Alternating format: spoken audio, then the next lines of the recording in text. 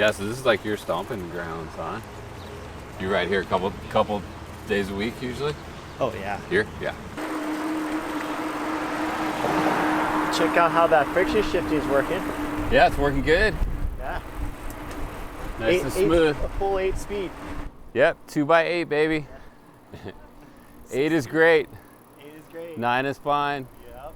So did Brian build your wheel set for you too? No, I had this wheel set. Yeah. Wheel set. Okay. Yeah, he built the wheel set for my clunker and one of my other bikes. I think, yeah. So do you do any road biking, or are you mostly off-road? I'd say mostly off-road. Yeah, I mean, yeah, I've done road biking before, you know, where like, I've usually always had like a fast road bike, like a carbon, you know, fast road bike to like stay in a fast group, whatever, you know. But yeah, after a while, it's kind of like, I don't know. Yeah, trying to chase people. Yeah, exactly. So now like road ride, I ride, Max gave me a 1980 Mercian. Oh yeah. Yeah, so that's my road bike. Cool. Yeah, so I just like flat pedals, Okay. just, you know, whatever, just go for a cruise. Pedals, your bedroom slippers. Bedroom slippers, all that, yeah.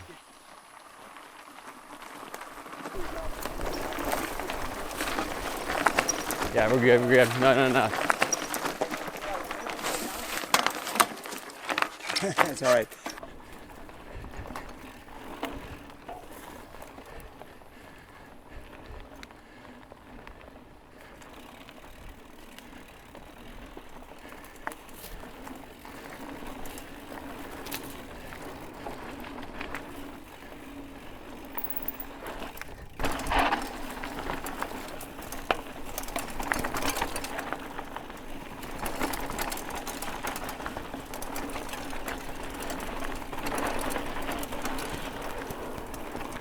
All right, hello everyone, welcome back. I'm Henry Wildberry, and today I have a special guest with me. This is Dave Townsend, and Dave is a physical therapist. Yep. Who's been practicing in Santa Rosa for over 20 years. Yep. And Dave has a ton of experience working with athletes.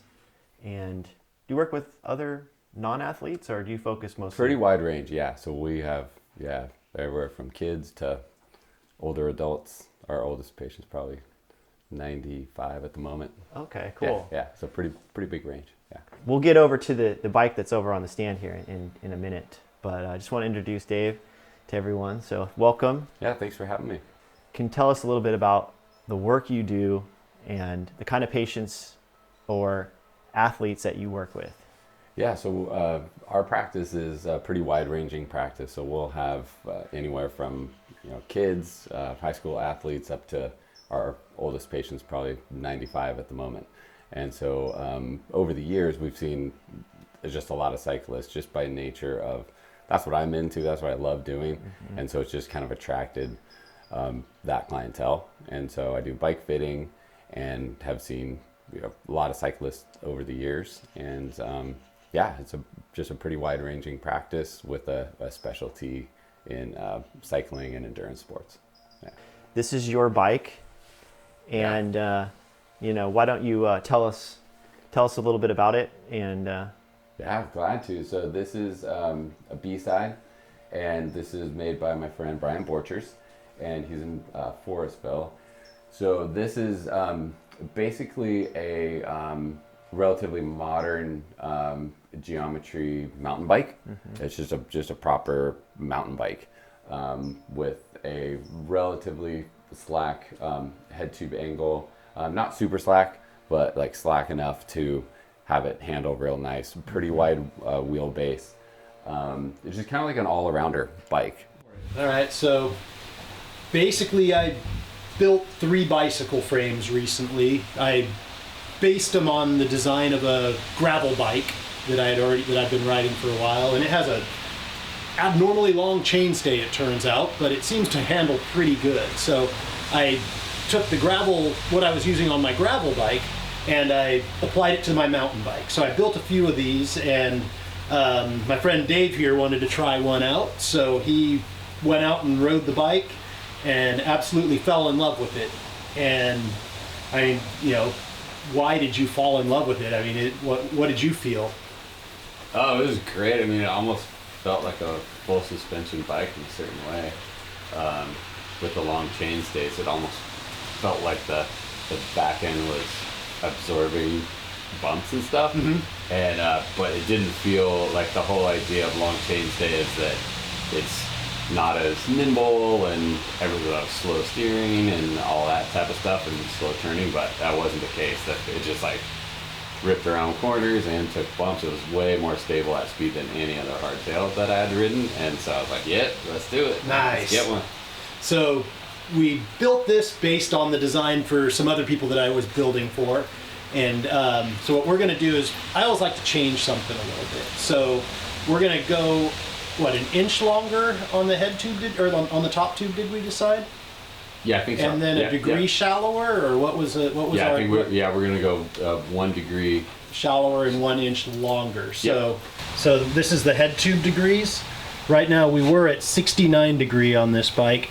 And now we're going to go to 68 degrees. So we're going to add a little bit to both. Make on take away. A little slacker. Yep. And so, and that's kind of the plan of the bike. So we have all the material over here.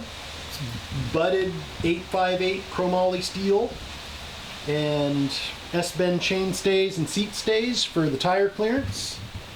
73 millimeter threaded bottom bracket, because God knows I hate anything but a threaded bottom bracket.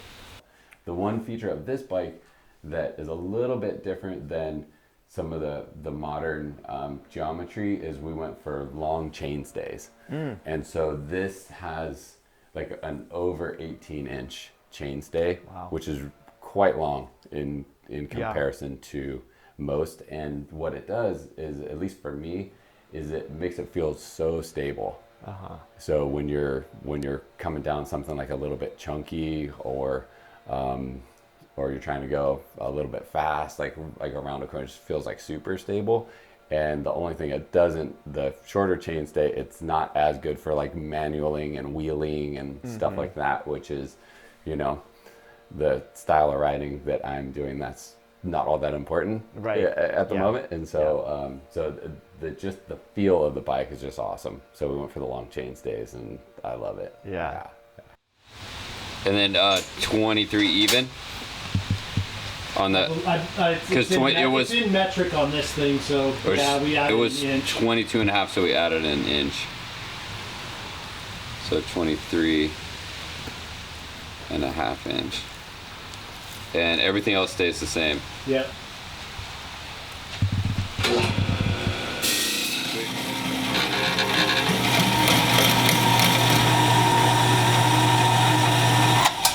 So it'll make it an 18-inch chain stay. Because when we miter this, I'm gonna lose. It's gonna get shorter here. Maybe not. Maybe 3/4 of an inch. Right now, I am mitering the end of the chainstay. Mitering is when you put a radius, people would call it coping, but you're putting a radius cut in the end of the tube to match up to what you want to weld. So right now, I'm making a cut to hold a synthase dropout, this piece right here. And this piece is 1.25 inches diameter. You need this shape cut in the end of that tube to be able to weld it properly. Any gap is no good. This is 1.25 inch cutter. It's a special cutter that's made for bicycle frame building. And they're kind of fancy, kind of expensive, but they're kind of good.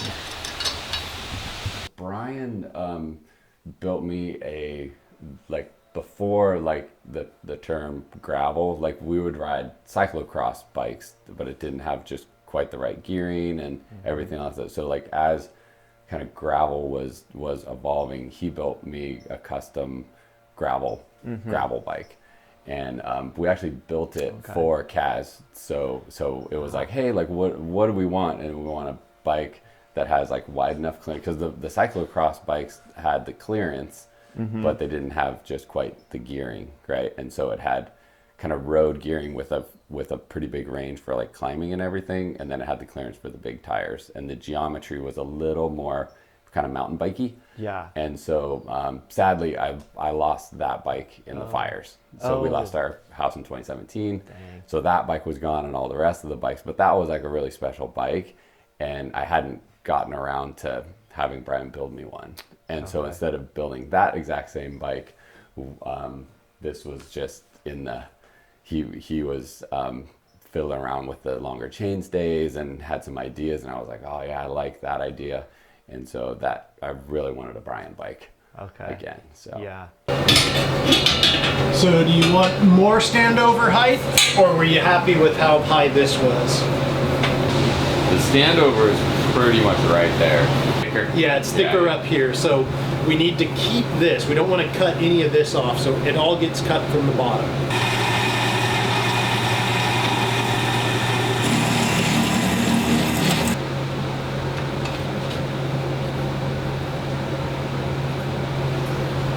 So the cutter that I just used is the same diameter as this tube, which is 1.5 inches, I believe. So when the gaps are tight, you don't have to use a lot of heat or filler material to make the weld. Do you ride this bike exclusively, or do you have other bikes that you ride now? Yeah, I'm a bike weirdo, so I have a 1938. That's we why were you're here. talking about the clunker. Yeah. So yeah, the 1938 Schwinn, love that. It's fun. And then I have a modern, 2022 full suspension mountain bike for Annadel and Tahoe and stuff like that. Although this bike, I'm probably going to bring on the Tahoe Rim Trail. We're going to do a bike packing trip on the Tahoe Rim Trail, and so I might opt for this bike. Yeah, because that'd be perfect. we can geek out and talk about the 2x8. Yes, and I want to all that. geek out about all of it. I Yeah, want to know yeah. all of the geometry, all the drivetrain stuff, why you chose. So yeah, Yeah. we definitely. Yeah, but this one, this bike, and especially for West County, Yeah. it's perfect. Yeah. Yeah. So I always leave the longer butt at the head tube because that's the weakest point on the bike is the front triangle.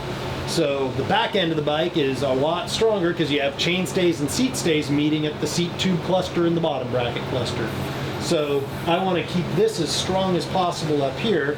So now I have to figure out which end is the heavier end, which end has the longest butt. And the way I do that is come over here and I measure it. It's 29.5 inches long, 29 inches. 30, if it was 30 inches, that would be right at 15, so it's just shy of 30. So that's our center point. And this is pretty technical.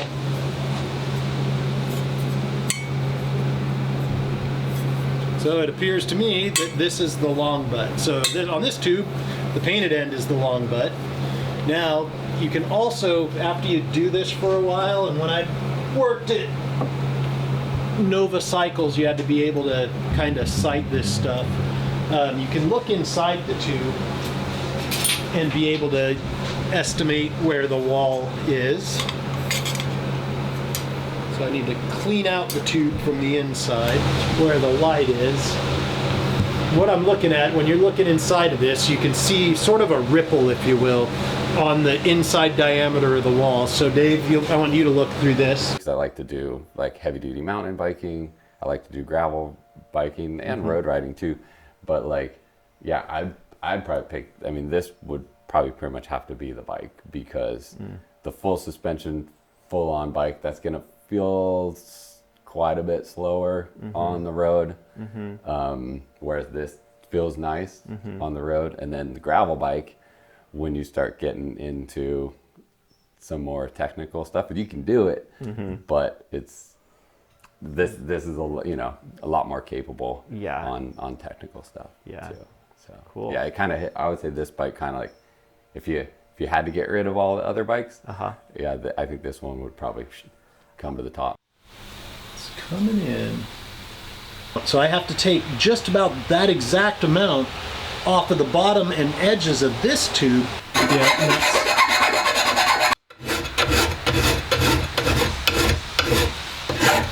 that's good.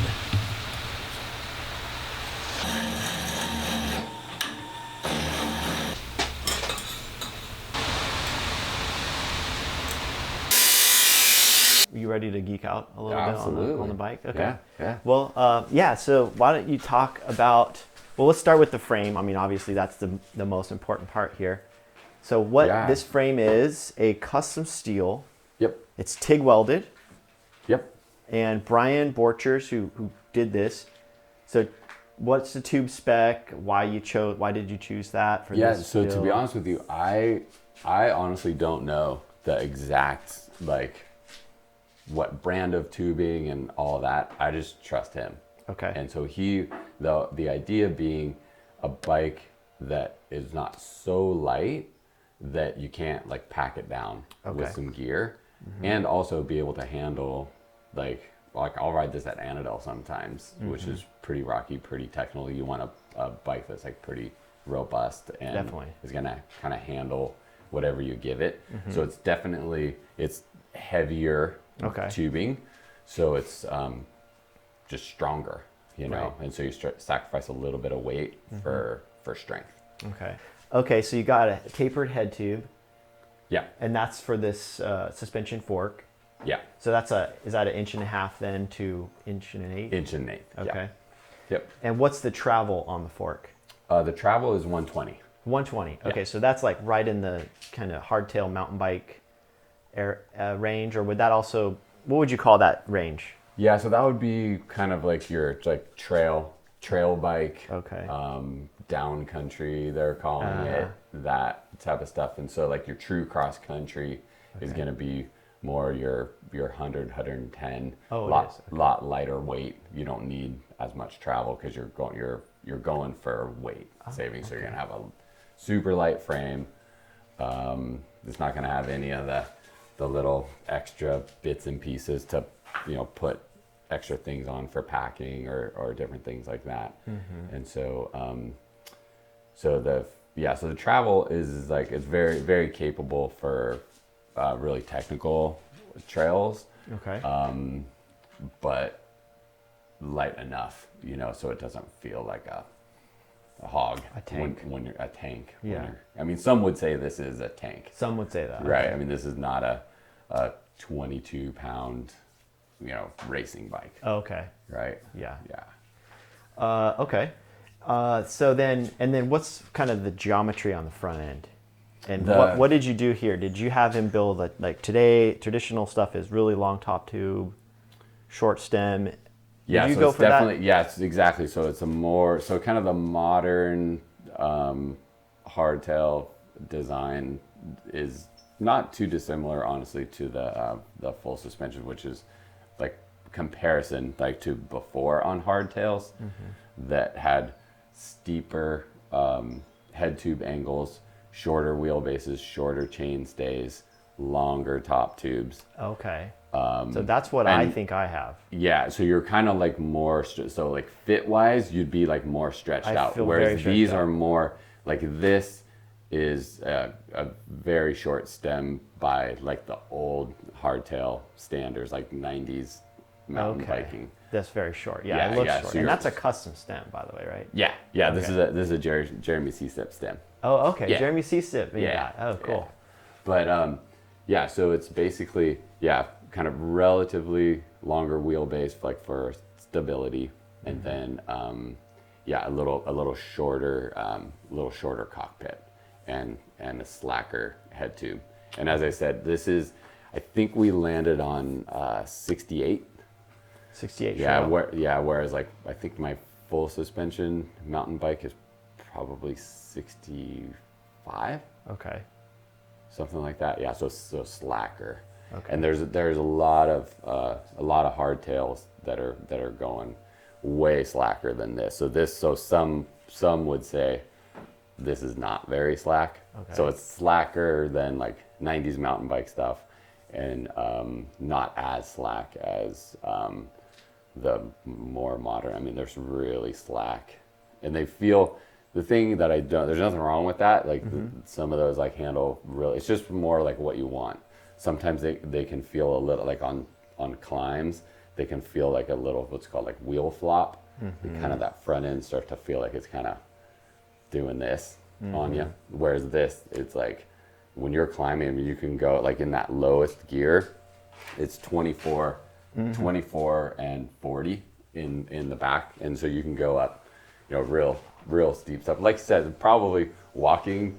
You could probably walk it just as fast, right? Yeah. But sometimes it's fun to just be like, hey, can I make it up that? Yep. And you're just pedaling up, and then this thing is just the front end is staying down.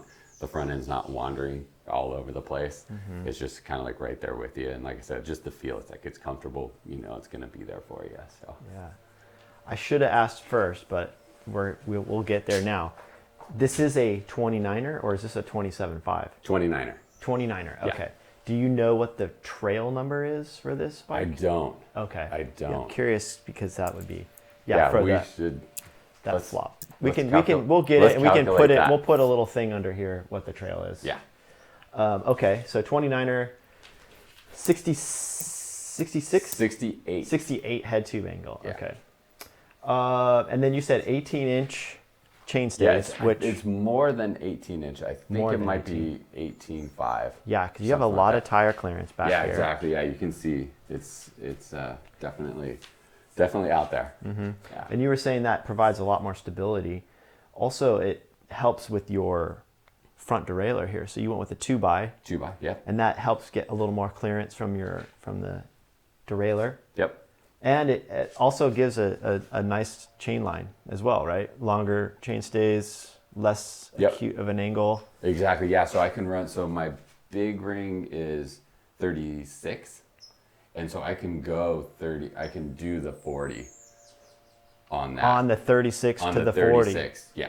Excellent. So like Yeah. in certain situations where you're maybe it's going to be like a short climb or something. Yeah, 36, rather than 40s. just going down, you just keep it there and Yeah. just stay in the 40, get up and over, and then you're just. So this is really like the way you set this up is almost like a 1x with a bailout option for Yeah. the really steep stuff. Exactly. Because yeah, on the it's kind of a 36, way to think about it. Yeah. and then what's the small one back here? 11. 11. So 3611 for your road, when you're on the road, I guess. Yeah, I think it spins out at probably like 28 or 30 miles an hour. Yeah, and you have a Something like bigger that. wheel, so that helps too. Because Yeah. I'm thinking in my mind, I'm thinking 27.5, how that affects my bike drivetrain. But you have the bigger wheel, so you can have a smaller chain ring on the front Exactly. and still get some good gear inches. Going hot.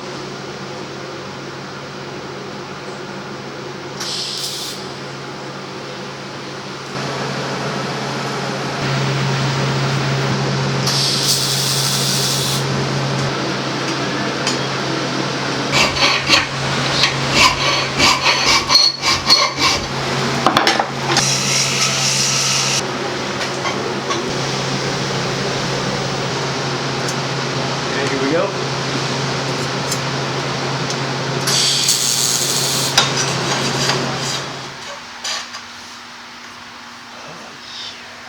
Yes. Nice.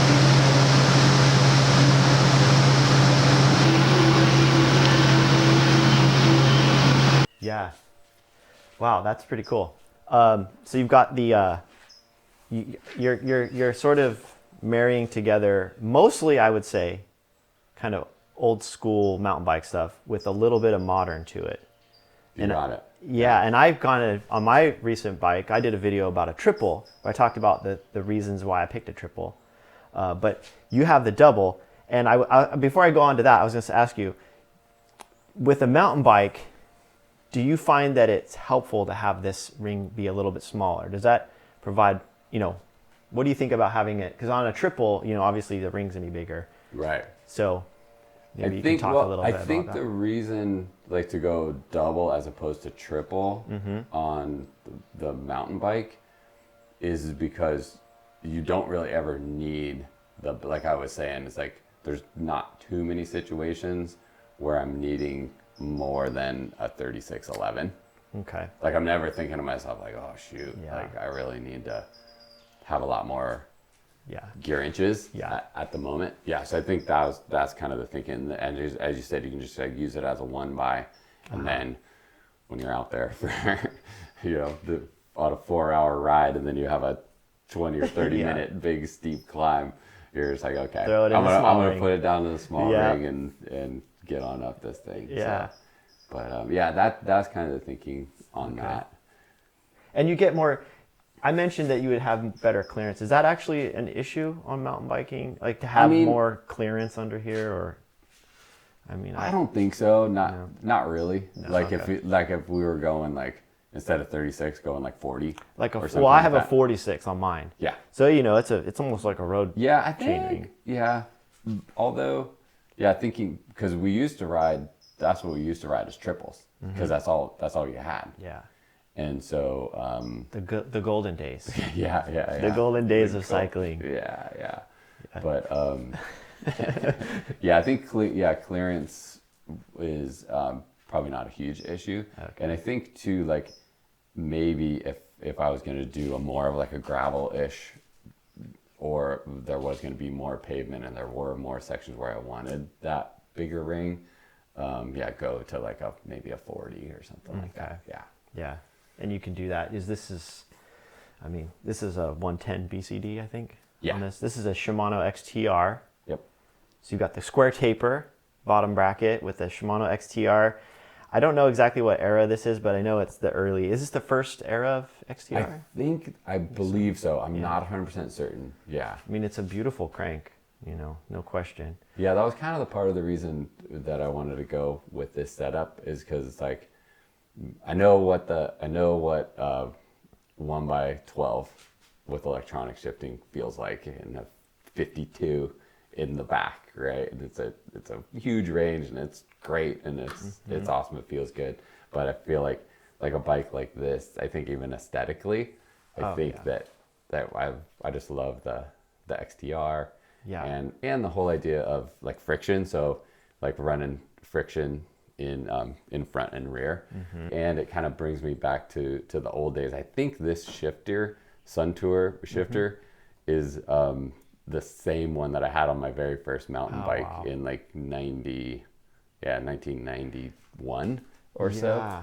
And this I forgot where I got that, but I think like it, just the nostalgia, right? You're just like, oh yeah, that's right. I remember back in the day having to like dial in your shifting, and it's really not that. It's not that like friction shifting is not that hard. It took me a little bit because it had been a while since I've had ridden friction shifting, so it took me a good probably couple weeks. Yeah. To really like. Were you questioning whether you made the right choice in that first few weeks, or were you going for it? A little bit, but also too, it's like probably still I'm questioning it because I'm just more of like, hey, let's experiment. Let's go 2x8. Like that's funky, right? Yeah. And who knows? Maybe as I ride more and do more packing and stuff, maybe something else starts to sound a little bit better. And so that's kind of the way I like to do it. Is just like get an idea in your head of like kind of like what you want a bike to look like and feel like, and kind of mix all the modern and all the vintage stuff too, and just see how I like it and not be afraid to just change it out.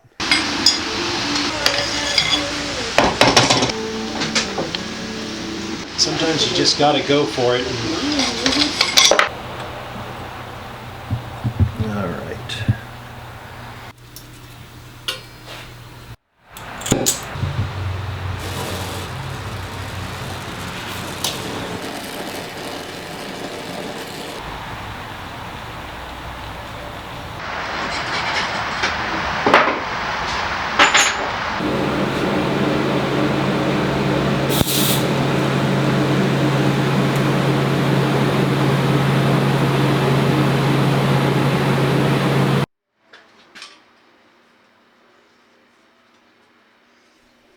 Which one? This cassette, is this actually an 8-speed cassette, or did you take a gear out? No, I actually got that from Rivendell. That's a Rivendell cassette. Well, it's a Shimano, but like I bought it off from Rivendell.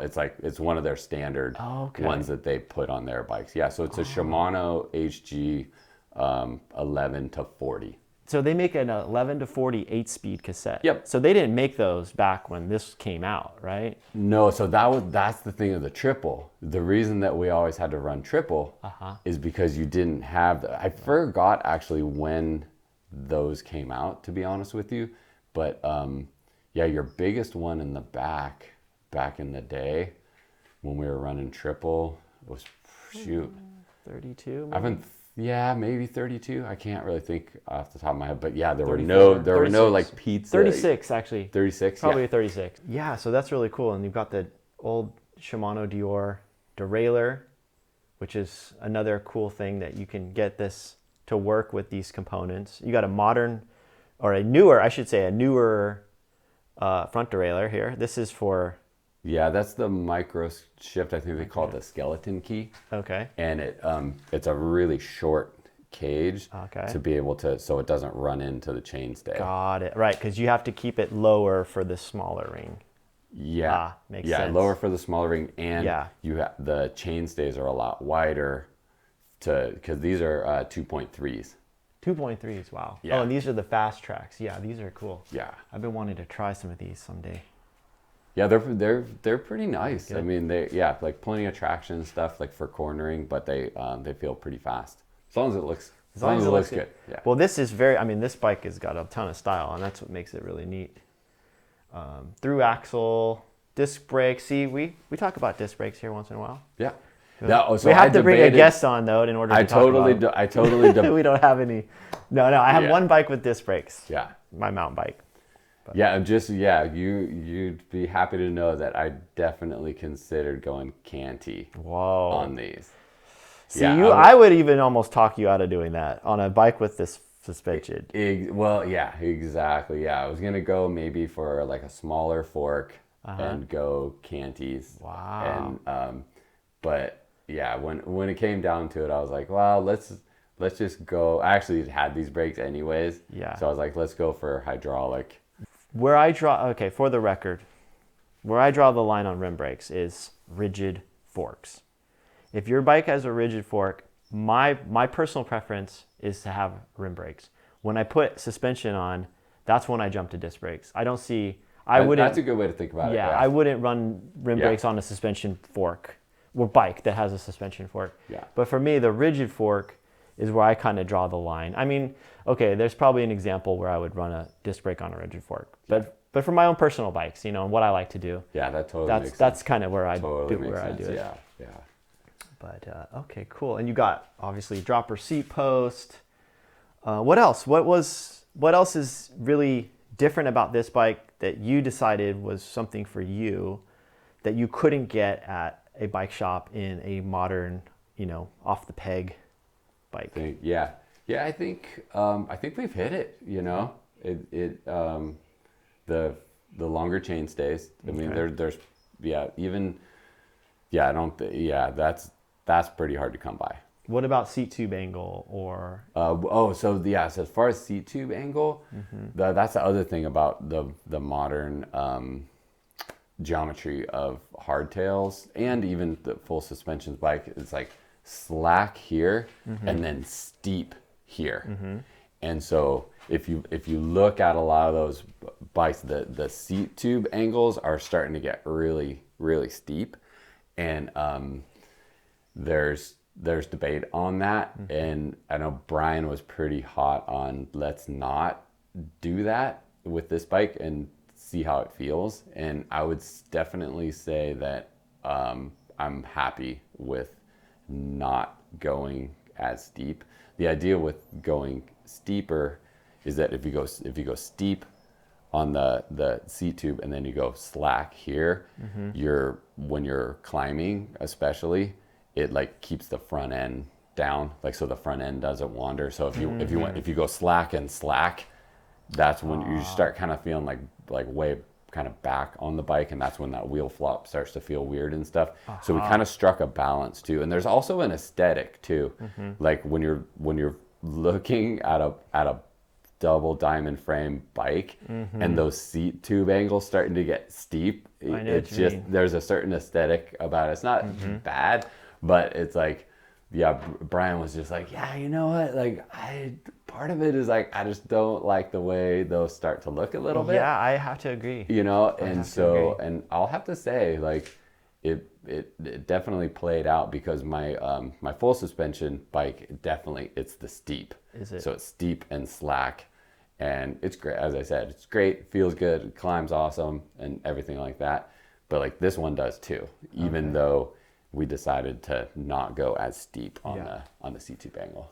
Cool. So that's one of the things. So you could dial in your fit that would work well with what you want to do, and then also keep the aesthetic the way you wanted it. So, because sometimes you can only have one or the other if you go into the bike shop. Yeah. Well, very cool. I'm really impressed. It looks, amazing. Excellent. Perfect color choice. I gotta hand it to you on that. And to be honest with you, I've wanted a bike like about this color for quite a long time. So I was happy to be able to get it. It looks nice, and that's the thing with this color and the silver, just go together so well, and it also goes well with the black. And Brian did a nice job here on the lettering, so it kind of gives you it's Yeah, and really did you cool. see the head tube badge? Yes, I did. Yeah, so that's a beautiful metal head tube badge. Yeah, that was a nice little touch. Yeah, very cool. Right on. Well, Cool. let's I guess Can't wait to ride. Yeah, let's go ride and Yeah, see what kind of trouble we could get into. sounds good. Yeah.